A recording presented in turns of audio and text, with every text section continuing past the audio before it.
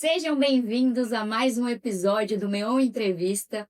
Aqui, Nathalie Zago e Sabine Baumann, recebendo uma figura muito importante para a nossa região e também para o estado de São Paulo, vice-governador Felício Ramute. Seja muito bem-vindo, Felício, aqui ao nosso canal, que cobre todas as 39 cidades da região e que vem fazendo um trabalho muito importante no desenvolvimento, tanto empresarial quanto na comunicação. Seja bem-vindo. Um prazer estar com vocês, Nath, Sabino, um prazer. Vamos falar um pouquinho sobre o estado de São Paulo, né? Falar um pouquinho sobre política, estou à disposição de vocês. Bom, imagino que em uma manhã de compromissos, cheia de assuntos políticos também, nós queremos trazer um viés diferente. Começar um pouquinho entendendo você como empresário, como foi a sua trajetória e principalmente como o Vale do Paraíba contribuiu para que o senhor chegasse hoje num cargo tão importante. Boa, vou recordar é viver, né? Eu vim aqui para assumir um pequeno negócio do meu pai, uma lojinha que ele tinha ali no São Dimas, ali, né? E é uma lojinha de ferragens e madeiras para marcenaria. E eu e meu irmão viemos assumir essa loja porque meu pai teve um infarto. Hoje ele está bem, tem 88 anos, e eu e meu irmão viemos assumir. Morei 3 anos dentro da loja, viu? Eu, meu irmão e os Mickey Mouse, à noite faziam companhia para a gente na loja. Então a gente morou 3 anos dentro daquela pequena lojinha, e aos pouquinhos, como história de todo empreendedor, com resiliência, dedicação, empenho, a gente foi transformando aquela pequena lojinha numa rede de comércio de ferragens e madeira. O nome é Gasômetro, hoje é Gasômetro Madeiras, né? Fazendo propaganda aqui para o meu irmão, né? E depois, mas foi uma história parecida como de muita gente, né? Que aos pouquinhos a gente vai galgando, e depois conseguimos fazer essa grande rede. Aí eu estava no balcão da minha loja, como vendedor, gostava muito de estar sempre nas vendas, e era 1992, se eu não me engano, ou 93, e um marceneiro, que o nome dele é Beleze, chegou para mim e falou assim: Felício, vai ter um plebiscito. Então, para quem é jovem, não lembra, aqui eu já vou aproveitar e contar essa história. Teve um plebiscito para a população brasileira escolher entre parlamentarismo, presidencialismo e monarquia. E ele me pergunta, eu tinha 20 e poucos anos de idade, o que eu iria votar, em qual dos 13? Era obrigatório o voto. Eu disse a ele a verdade, que eu não sabia a menor qual era a diferença entre um, entre outro. Monarquia, mais ou menos, eu imaginava que era ter um rei, né? Mas que eu não sabia o que era. Ele falou, então tem um grupo de políticos que está discutindo sobre isso. E aí eu encontrei o Emanuel Fernandes, na época, o próprio Eduardo Cury, e ali aquele grupo estava justamente ensinando para aquelas pessoas o que era a diferença desses três. Eu escolhi pelo parlamentarismo, junto com o nosso grupo, perdemos, tenho certeza que o Brasil ia ser muito melhor se lá atrás a gente tivesse o parlamentarismo, mas né, respeitando a democracia, né? Acabamos no presidencialismo mesmo ao longo desses anos, mas foi ali que eu comecei a fazer política. Então eu já fiz aqui uma transição, apesar da sua pergunta, do empresário, do empreendedor, né? Ali eu também fui me juntando a esse universo político. Depois a gente elegeu o Emanuel como prefeito, ficou 2 mandatos, depois o Cury ficou 2 mandatos, depois nós perdemos a eleição e depois eu voltei como prefeito. Mas eu não tenho dúvida, e aí para fazer o último link, que a lojinha, a barriga no balcão, me ajudou muito na minha missão hoje de político. Por quê? Você está lá na lojinha, entra de todo mundo, né? A loja aberta entra de tudo, né? Tem todo tipo de perfil. E você então tem que saber lidar com qualquer tipo de pessoa, depois tem que aprender a escutar, né? Porque a pessoa vai lá, né? Resolver um problema, né? Porque ela vai lá para comprar um produto, um serviço, para resolver o seu problema. E aí você tem que saber escutar e depois tem que oferecer um produto que sirva, senão 2 dias depois ela vai voltar reclamando. Ou às vezes se não tiver, melhor você falar que você não tem, né? Que é assim que eu faço hoje também, né? No universo político, tem que saber escutar, né? Tem que depois entender qual é a demanda daquela pessoa para poder seguir adiante. E aí eu vou aproveitar só contar uma outra historinha que é muito aplicada para o dia a dia de um político, que eu acho que para um político ser bem sucedido tem a ver com essa historinha. Diz que estava tudo em paz e muito feliz no reino. Todos estavam felizes e alegres. A rainha, né, a população, todos felizes. E aí um dia a rainha resolve encarar o seu espelho, né, olhar para o espelho, fazer uma pergunta, né, espelho meu, tem alguém mais bela do que eu? Né? E a rainha, então, o espelho responde para a rainha, e a rainha vira uma bruxa, né? O reino vira de ponta cabeça, a Branca de Neve corre o risco de ser assassinada, os anões, né? Também todo mundo, enfim, o reino vira de cabeça para baixo por conta do quê? Por conta de uma pergunta onde a pessoa que fez a pergunta não estava preparada para responder, para escutar uma resposta que ela não queria, Uhum. né? E o Uhum. político tem que ter isso, ele tem que estar sempre preparado, às vezes, para escutar uma resposta que não é aquela que ele desejava, Uhum. mas que é um anseio daquela pessoa que está colocando, e aí, com certeza, quando ele aprender a encarar bem uma resposta que nem necessariamente não é aquela que ele gostaria de escutar, eu acho que ele vai conseguir transformar aquilo em ação e prestar o melhor serviço. Departamento comercial é bem parecido com O senhor tocou num ponto muito importante, que é a preparação. E diferente de muitos outros políticos que, infelizmente, temos pelo país, o senhor se preparou no quesito, de formação administrativa e gestão. Isso fez diferença já num primeiro momento na política, o senhor foi galgando isso aos pouquinhos? Não, para mim fez toda a diferença. Essa experiência que eu tive como secretário, né? Primeiro foi como empresário, que também ajuda muito, a iniciativa privada. Depois, como secretário, fui secretário do ex-prefeito Eduardo Cury, né? Fui secretário de comunicação, fui secretário de transporte, fui presidente da Urban. Então, isso para mim ajudou muito. Depois, o grupo escolheu um outro candidato, nós perdemos a eleição, passou 4 anos, eu nem esperava, né, na verdade, retornar à vida política, eu tenho, né, minhas empresas, né, e eu, então, acabei sendo convidado para retornar, mas eu acho que fez toda a diferença essa oportunidade. Além, eu também sou formado em administração e fiz pós-graduação em gestão pública. Mas essa experiência prática, a experiência teórica é importante, é fundamental, mas a experiência prática, na minha opinião, faz toda a diferença, porque o dia a dia de um prefeito não é algo simples. Eu sei que vocês fizeram uma grande rodada de entrevista aí com prefeitos da região, das nossas cidades do Vale do Paraíba e do Litoral, e provavelmente vocês escutaram bastante, né, dos desafios que é ser um prefeito. Então não é uma missão fácil e bem diferente dos livros, né, da teoria. Uhum. Então a prática também ajuda bastante, mas toda esse conjunto de formação, e acho que também vem a formação humana, que aí normalmente é dentro da sua casa, né? Aprender a respeitar. Quando você aprende a respeitar os seus pais, você aprende a respeitar o outro. Consequentemente, a gente também aprende a respeitar os adversários. Nós podemos ter adversários políticos, mas devemos tratar com respeito. Infelizmente, essa questão da polarização deixa isso um pouco de lado e é um péssimo exemplo para as novas gerações. Uhum. É importante ter respeito até para você debater ideias com mais tranquilidade e veemência e convicto daquilo que você está falando. Você não precisa ir para o lado pessoal, xingar a pessoa, ofender, nada disso. A Tabata ontem, né, ela foi condenada por ter ofendido o Ricardo Nunes. É verdade, ela falou que era mentiroso, né, uma coisa assim, né? E- É verdade, é verdade. A gente ainda tem alguns mecanismos de defesa através do judiciário. Eu também, na época de prefeito, tinha muita gente. Porque hoje as redes sociais dão. Uhum. Todo mundo é especialista de alguma coisa, né? Antigamente todo mundo queria ser técnico de futebol, né? Todo mundo achava que entendia de futebol. Hoje a coisa está mais ampla, todo mundo entende tudo hoje. É. Nas redes sociais, a pessoa lê duas páginas sobre um determinado assunto, já se acha um especialista Especialista e em já fica dando política. uns palpites, né? Que às vezes não tem nada a ver. Sim. Mas eu vi também, acho que tem que tomar muito cuidado na política para que a gente possa defender, claro, as nossas ideias. Teve até uma defesa polêmica esses dias, né? Mas eu não falei de pessoas físicas, eu falei, né, que eu falei que o PT era um partido narcoafetivo, Ah, né? sim. Eu fiz ali uma crítica à gestão petista, não à pessoa do A, B, C, né? Uhum. Então, também falaram que ia me processar, mas me processaram até porque provavelmente não vão ser bem-sucedidos, né? Até porque eu mostrei por que eu estava usando essa palavra. E eu achei uma escolha de uma palavra bem. Realmente a gente foi até pesquisar aqui, porque quais emoções você acha que o PT ele trabalha para você chamar ele de Boa, narcoafetivo? boa. Mais do que emoções, vamos falar das ações. Né? As emoções estão por trás das ações. Né?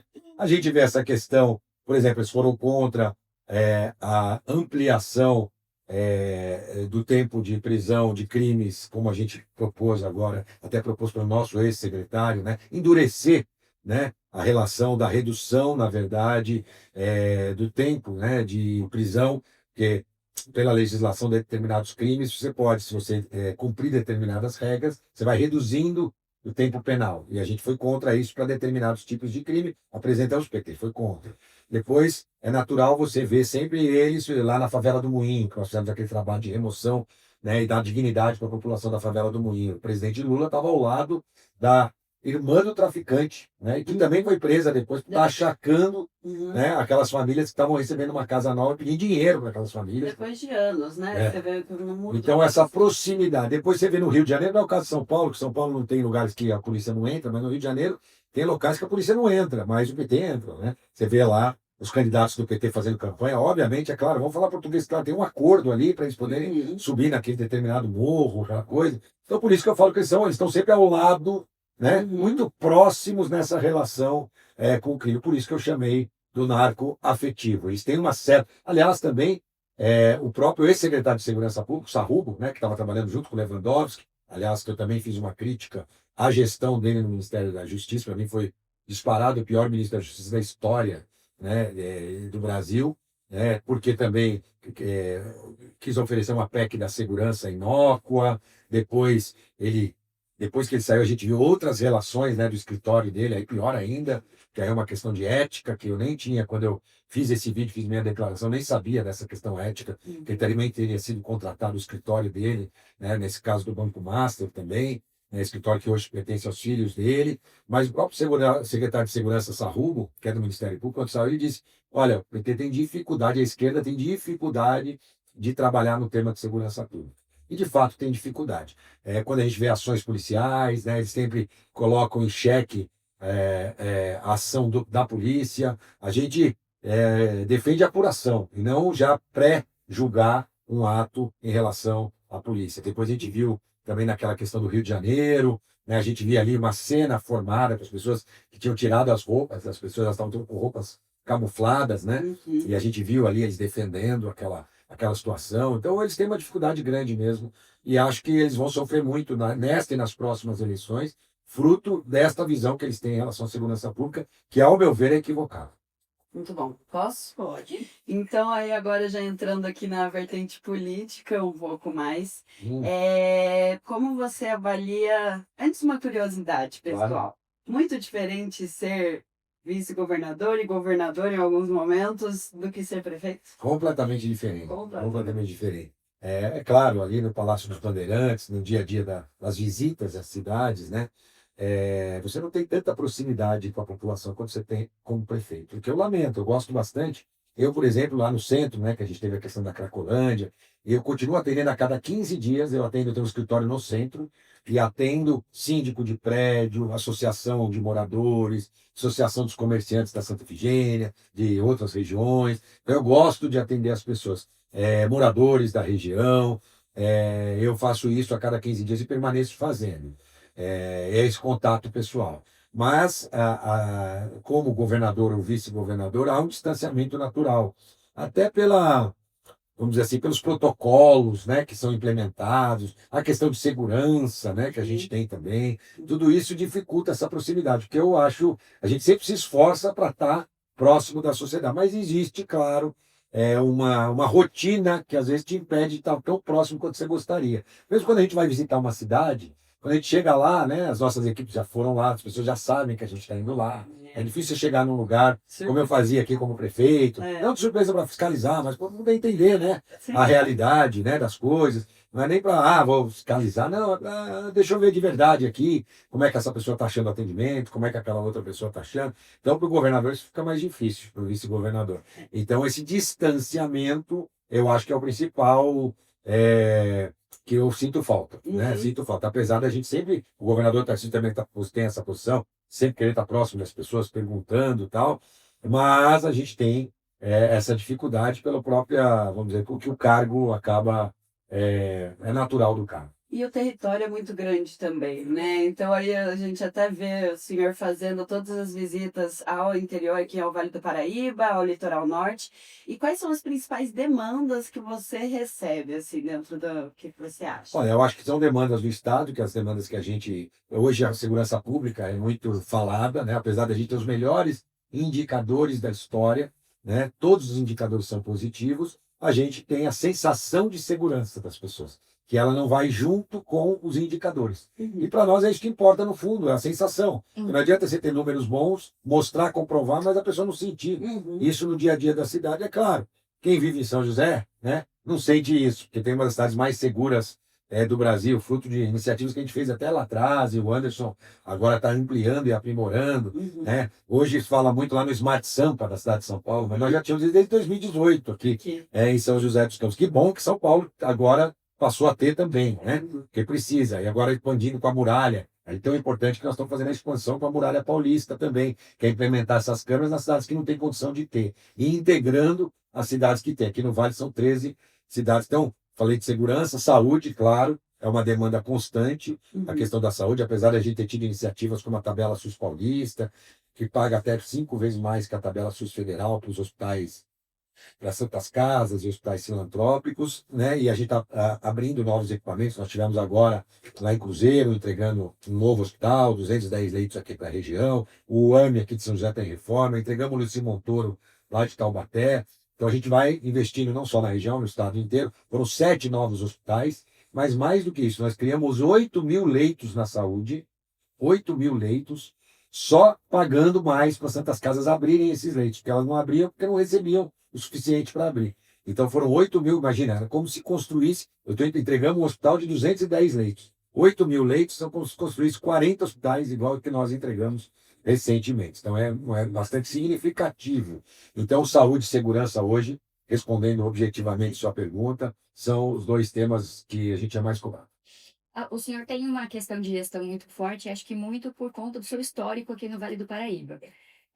Dá para usar São José dos Campos como referência para políticas públicas em outras partes? Sem dúvida, já tem sido, já tem sido. A própria questão das câmeras aqui na integração das forças de segurança. A gente também tem aqui o sistema de monitoramento por satélite, que era o Observa, que a gente implementou no estado de São Paulo. Vocês lembram quando a gente construiu aquele hospital de retaguarda, né? Em 35 dias na pandemia? A mesma metodologia utilizada no hospital de retaguarda, nós construímos as casas lá de São Sebastião em tempo recorde, em 1 ano. Na verdade, as casas ficariam prontas em 6 meses com essa moto de construtivo. Mas tinha que fazer a fundação. E o terreno era ruim de fundação. Inclusive, houveram reportagens na época, quando a gente estava fazendo as fundações. O terreno alagou, porque a gente teve que subir o terreno, né, para justamente evitar alagamentos já nessas casas que a gente construiu. Então, usamos a mesma metodologia. E agora o Estado está construindo 15.000 unidades habitacionais com essa tecnologia que a gente chama de off-site, que é a construção industrializada.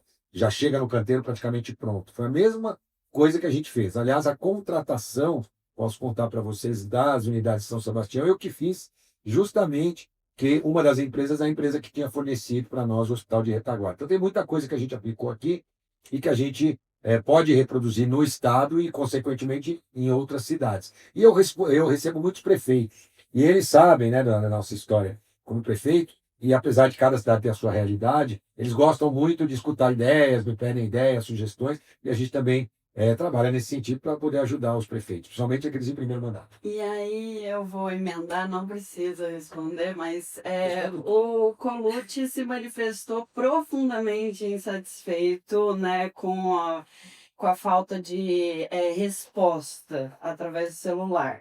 Como você enxergou essa crítica que foi feita assim amplamente? Primeiro é o seguinte, toda crítica é bem-vinda, mas tem pessoas que quando te criticam, para mim, soa como elogio.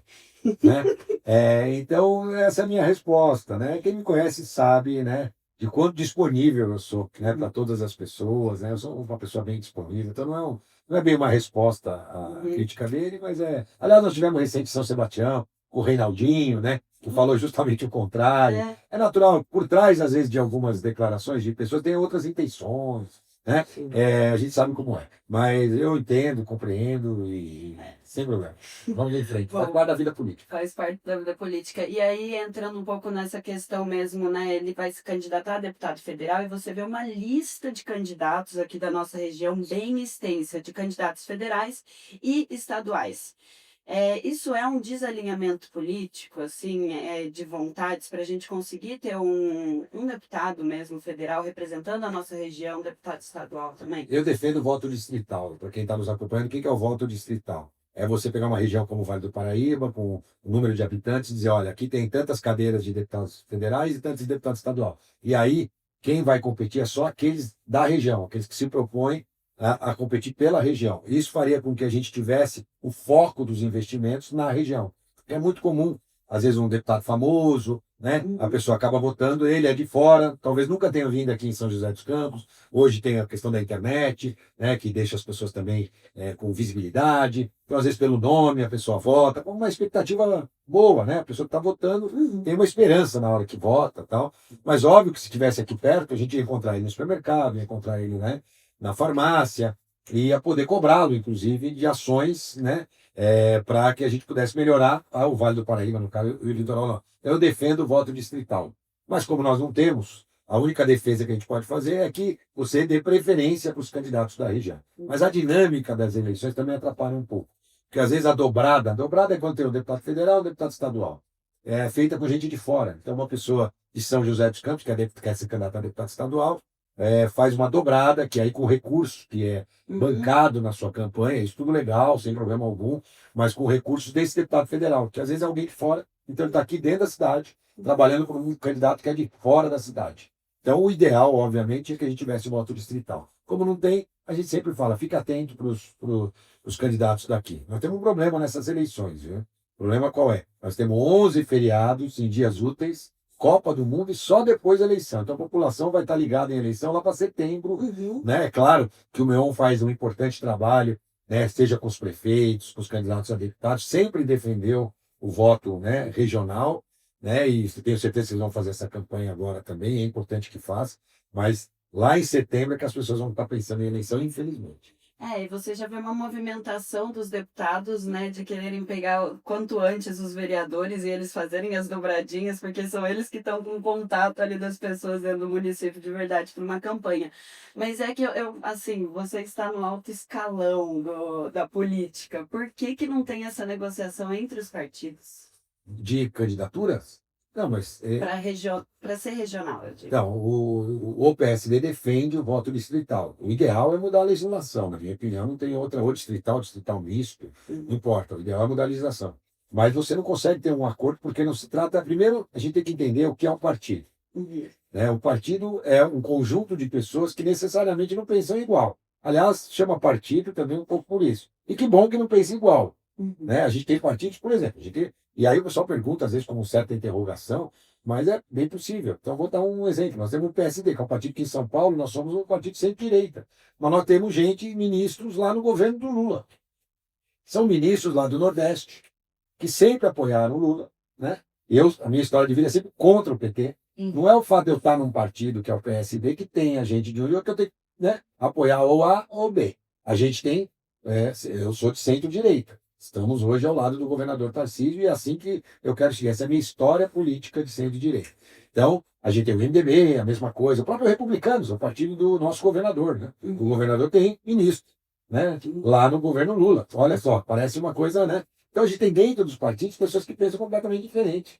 Então, é muito difícil, não pode haver uma imposição partidária, porque também não funciona, se for assim, né? Então, via de regra, o que a gente vai ter algum também, o PSD sempre fica neutro nas eleições federais, aí cada um que quiser apoia, né, o candidato que quiser, né, o MDB também tem essa característica, então tem candidato, cada partido tem uma característica, então isso não daria para ser feito via uma imposição partidária, apenas com uma legislação mesmo, com o voto distrital. Certo. Bom, e aí agora trazendo um pouquinho para o município de novo, Claro. o nosso futuro do município, existe uma possibilidade do nosso prefeito Anderson ser reeleito?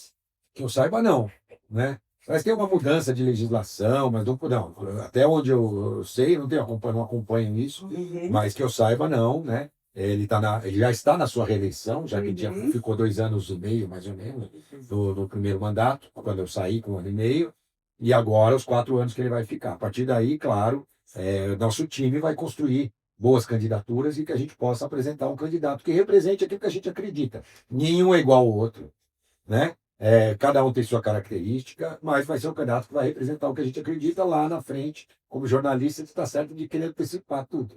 Mas eu, como político, tenho. Não né? vai falar? Não, pode falar, tem muitos bons nomes, mas não é nem nome. A gente tem, aí eu vou falar algumas jovens, né? Tem o próprio Jones, que é o secretário de governo, tem o Bruno, que está lá na Secretaria de Manutenção da Cidade, tem o Jorge Lucas, que está na Saúde, tem o próprio Wilker, que é o vice-prefeito, e tem muitos nomes de gente que não é necessariamente não é juventude de ser jovem ou não. Esses jovens são experientes, né? Alguns já passaram por algumas secretarias, né? Jones já passou pela educação, já passou pela Fundasa, agora está no governo. O Bruno já passou pela proteção ao cidadão, agora está em CMC. O Jorge já fez da Fundasa. Então, é isso que é legal. A gente vai... E devem ter outros nomes até lá também, eu me lembro desses aqui, mas tem outros nomes com certeza. E na hora certa, obviamente, a gente vai. O que não pode é antecipar. Para nós. Para jornalista pode. Né? Por quê? porque o Anderson agora foi eleito para entregar. E gestão, quando você começa a eleição, você termina a gestão. Então, se começar a falar, não, vamos fazer hoje, deixar a Nath famosa, que ela vai ser nossa candidata. Não precisa. Na hora certa, na hora da eleição, a gente apresenta o candidato. Foi assim. Você lembra que o Anderson ficou 2 anos e meio como prefeito? Na hora da eleição, as pessoas ainda não sabiam que ele era o prefeito, né? Alguns achavam que era eu, tinha aquela confusão, por isso que as pesquisas no início mostravam ele atrás. Aí, na hora da eleição, a gente foi lá e apresentou o que estava sendo feito. O que vale é um governo bem avaliado. Se o governo estiver bem avaliado, e está hoje, aliás, indicadores expressivos de avaliação, os maiores indicadores de avaliação, aí sim a chance de eleger alguém que vai representar este time é grande. E aí, na hora, a gente vai escolher, espero, sem briga, com muita democracia. Olha, totalmente alinhado o discurso, tá? Porque dentro da prefeitura eu perguntei isso para umas 7 pessoas e todas responderam da mesma forma. Então vai dar certo, então vai dar certo.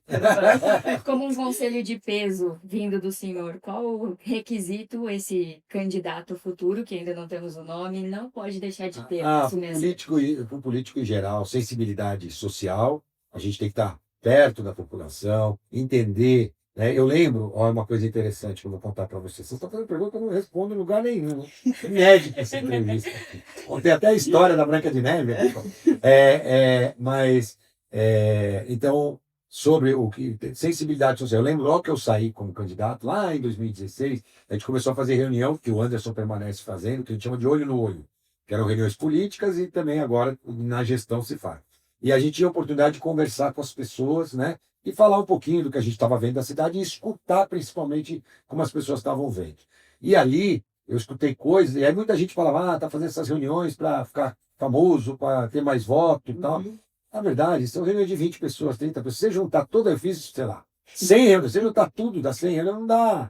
2.000 pessoas. Dá 3.000, 4.000 pessoas. Do ponto de vista eleitoral, mas o que é isso? É criar sensibilidade social, entender como as pessoas estão olhando. Eu vou contar para vocês uma história, eu também não contei agora. Eu lembro claramente, eu era contra aqueles médicos cubanos que tinham naquela época.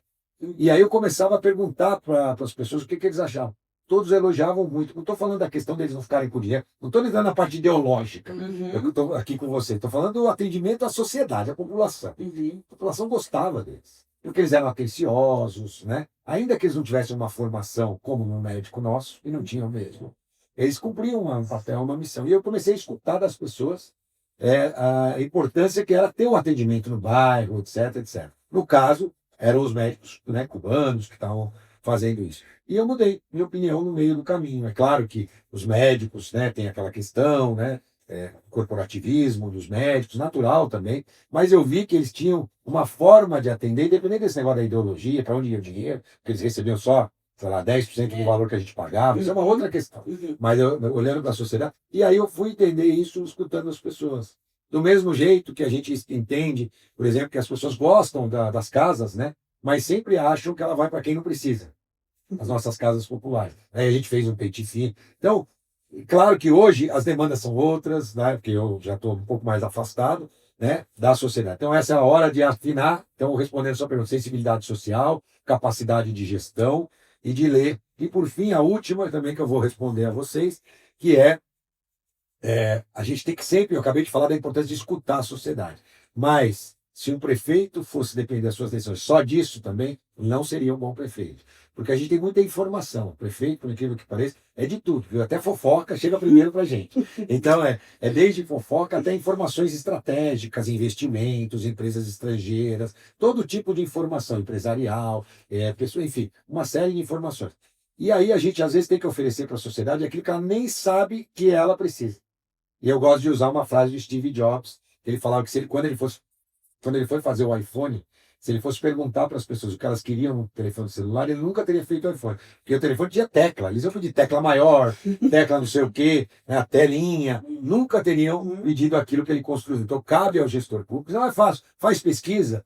E aí fala assim, a população quer que pinta aquela parede de amarelo. Você vai lá e pinta de amarelo. Mas não é isso. Você tem que escutar o que a população quer e tentar transformar aquilo num serviço que às vezes nem sabe o que ela quer, né? Então, essa é a missão do bom político e gestor, na minha opinião. Então, é isso, sensibilidade social, capacidade de gestão e também, ao escutar né, vários atores, você poder tomar decisões que nem sempre a sociedade está enxergando como uma decisão correta naquele momento.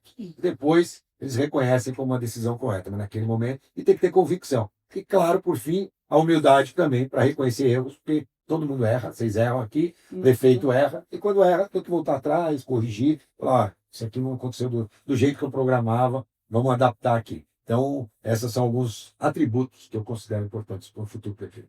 Muito bom. Excelente. E esperamos ansiosamente o nome do nosso futuro prefeito. Muita calma nessa hora, tá certo. Compartilha aqui com o meu. Ele procura de reportagem, então. Muito obrigada, Felício. Obrigada pelas palavras, por compartilhar tanto conhecimento aqui com a gente. Muito obrigada. Realmente, assim, o senhor é sensacional e seja sempre muito bem-vindo aqui no Obrigado, adorei o papo, completamente diferente. Posso dizer que essa é exclusiva pro meu. E você está escutando aqui, você não escutou em nenhum lugar, garanto para você. Muito bom. Obrigado, Deus abençoe a todos. Tchau, tchau. Tchau, tchau.